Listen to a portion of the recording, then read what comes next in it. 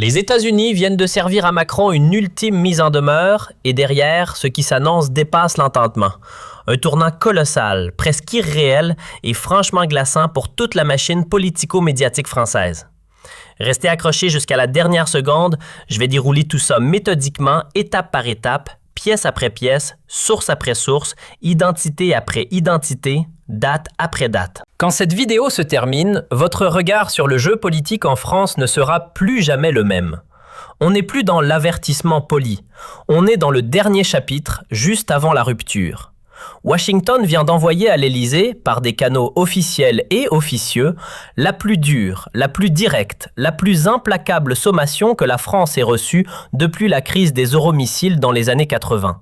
Et bien sûr, vous ne verrez jamais une seule seconde de cela sur France Télévisions, sur CNews hors heure de grande écoute, sur LCI, sur TF1, sur Le Monde ou Libération. Pourquoi ? Parce que cela pulvérise en 1000 morceaux toute la narrative qu'ils vous servent. Celle des riches, celle du rempart contre l'extrême droite, celle du grand ami de l'Amérique progressiste. Tout cela vient de s'effondrer en direct. Regardez les images qui circulent en ce moment même sur X et sur d'autres réseaux sociaux. Anna Paulina Luna, 36 ans, députée républicaine de Floride, ancienne militaire de l'US Air Force, d'origine allemande par sa grand-mère, pur produit MAGA, reçoit à Washington, dans les salons du Congrès américain, la totalité de la direction du Rassemblement national et plusieurs figures majeures de la droite patriote européenne. Ce n'est pas une simple visite de courtoisie, c'est une délégation officielle avec photos protocolaires, drapeaux croisés, communiqués communs. Et la première personnalité française reçue comme véritable ambassadrice de cette nouvelle alliance transatlantique n'est ni Marine Le Pen ni Jordan Bardella, mais une jeune députée RN de la Nouvelle Vague, élue dans une circonscription populaire du Nord ou de l'Est. Une femme qui incarne cette France que l'on veut faire taire à coups de 49.3 et de dissolution. Poignée de main ultra ferme, sourire large, regard droit dans les yeux. Le message est gravé dans le marbre. De Palm Beach jusqu'aux villes moyennes de France, de la Floride jusqu'à la Picardie, au Grand Est, à la Provence oubliée. Nous sommes désormais unis, épaule contre épaule, pour défendre la même civilisation. Et là, attachez vos ceintures, parce que le premier coup de massue arrive. Anna Paulina Luna a pris la parole publiquement, devant les caméras américaines et sur ses réseaux suivis par des millions de personnes, pour dire son écœurement total face à ce qui se passe en France en 2025. Elle a littéralement déclaré, je cite presque mot pour mot, « Je suis horrifié de voir que, dans un pays fondateur des droits de l'homme, un simple citoyen n'a plus le droit d'arborer fièrement le drapeau tricolore sans être immédiatement qualifié d'extrémiste, harcelé, menacé, voire arrêté. » Elle parle ouvertement de persécution politique systématique et elle donne des exemples concrets, nominatifs, qui font l'effet d'une bombe à fragmentation dans les couloirs de l'Élysée et du ministère de l'Intérieur.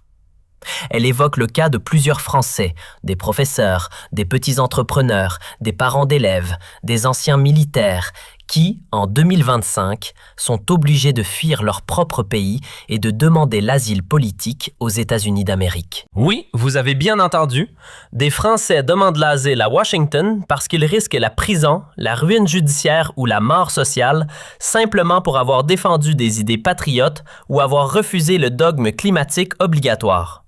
Et parmi eux, une jeune femme que vous connaissez tous. Cette militante courageuse de 22 ans qui avait osé dire non au délire écolo totalitaire et à la censure généralisée. Elle vient officiellement de déposer sa demande d'asile politique auprès des autorités américaines. Anna Paulina Luna a annoncé qu'elle allait la recevoir personnellement au Congrès, avec des caméras, avec un discours, avec le soutien total de la majorité républicaine. Ce n'est plus de la symbolique. C'est une déclaration d'ingérence assumée.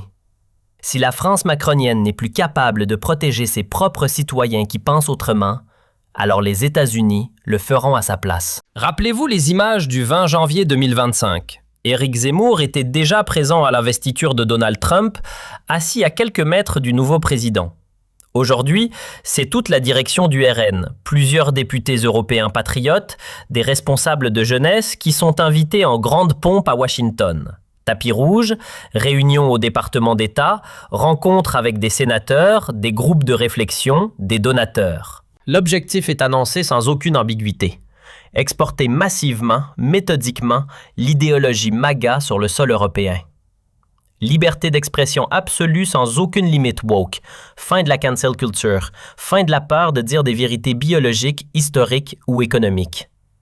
Arrêt total de la désindustrialisation imposée au nom du climat. Stop à l'immigration de peuplement. Stop au gender dans les écoles maternelles. Stop aux sanctions contre les parents qui refusent la théorie queer pour leurs enfants.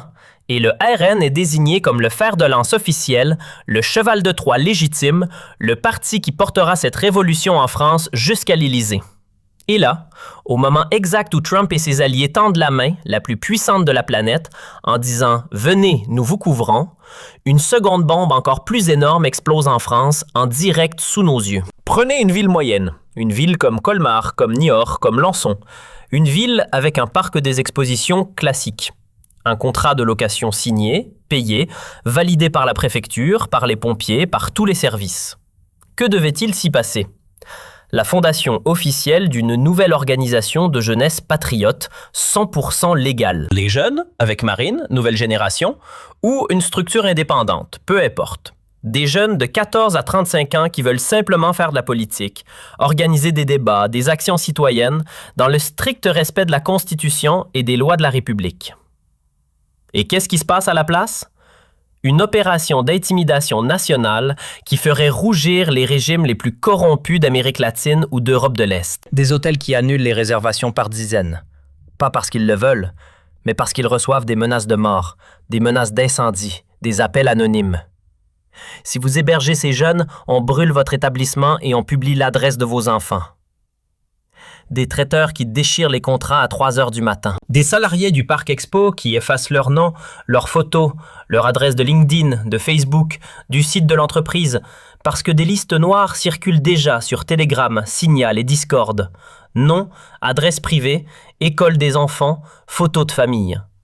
On organise même des formations internes au personnel. Comment réagir en cas d'agression physique? Comment protéger sa maison contre les cocktails Molotov? Tout cela juste pour avoir loué une salle.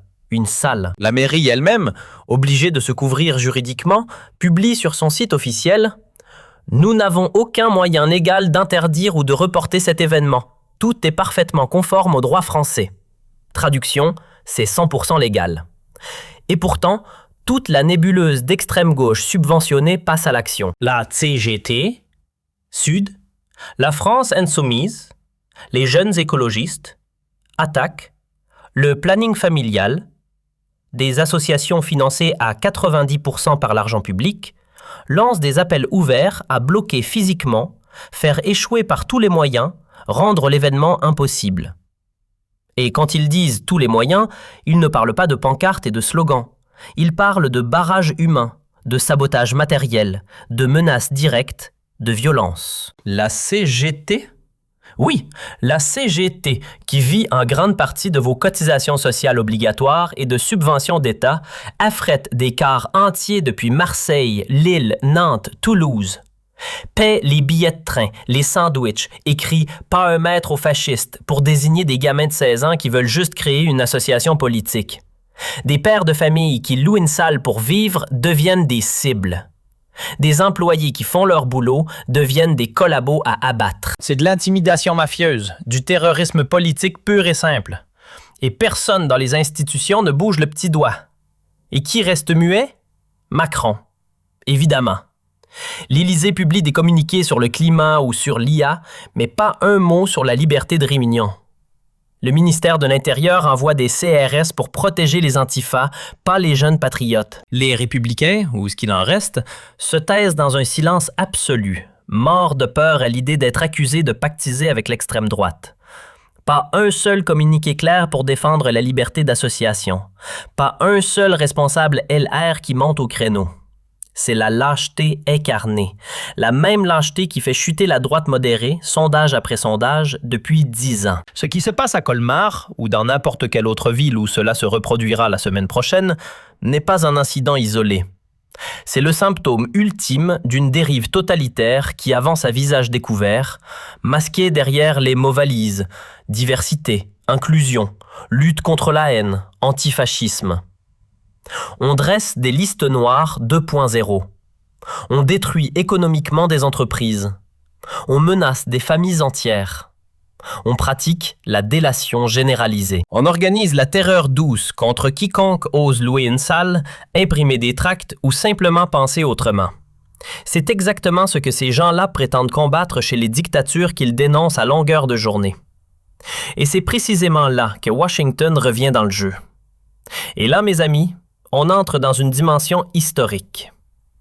Les Américains, sous administration Trump, regardent tout cela en direct et disent très officiellement « Cela suffit, ce n'est plus une affaire intérieure française. Quand des citoyens français doivent fuir leur pays pour demander l'asile politique chez nous parce qu'ils risquent la prison ou la ruine pour avoir hissé un drapeau tricolore ou voulu créer une association de jeunesse, alors c'est aussi notre problème et nous allons agir en conséquence. » L'invitation massive, protocolaire, médiatisée des patriotes français à Washington est la dernière sommation avant le point de non-retour. C'est l'ultimatum final adressé à Macron, à Attal, à Darmanin, à toute la bulle parisienne. Remettez immédiatement la France sur les rails de la liberté d'expression. Protégez vos citoyens de la violence gauchiste institutionnalisée. Arrêtez ce délire autoritaire ou alors nous allons soutenir ouvertement, massivement, sans aucune retenue, financièrement, médiatiquement, diplomatiquement, logistiquement, l'opposition patriote jusqu'à ce qu'elle prenne le pouvoir. Et quand je dis soutenir sans retenue, tout le monde sait ce que cela veut dire quand Trump et le mouvement MAGA décident de s'engager en Europe. Cela veut dire des dizaines de millions de dollars de campagnes digitales ciblées, des chaînes YouTube et Rumble qui explosent, des interviews tous les soirs sur Fox News et Newsmax, des dons anonymes massifs, des conseillers stratégiques qui débarquent, des révélations quotidiennes sur les scandales du régime. Et surtout, une légitimité internationale totale. Plus personne ne pourra dire que le RN est isolé en Europe quand il sera reçu à la Maison-Blanche avec les honneurs. Colmar, c'est le test ultime, le test de vérité. Si Macron laisse une jeunesse patriote se faire écraser par des milices d'extrême gauche sans réagir, s'il laisse la liberté de réunion être piétinée sous les caméras du monde entier, alors il est fini. Politiquement mort et enterré. Et là, plus rien ne pourra arrêter la vague. La rue ne sera plus seulement occupée par l'extrême gauche subventionnée. L'autre camp descendra aussi en masse, déterminé, organisé, et le pays basculera une bonne fois pour toutes. Dites-moi en commentaire, sans filtre, ce que vous en pensez vraiment. Est-ce que vous ressentez aussi que nous sommes à la veille d'un changement historique? Partagez cette vidéo à tous vos contacts. Abonnez-vous en masse. Activez la cloche parce que tant que nous avons encore un peu d'Internet libre, nous allons continuer à dire toute la vérité, sans concession et sans peur. On se retrouve demain pour la suite parce que cela ne fait que commencer.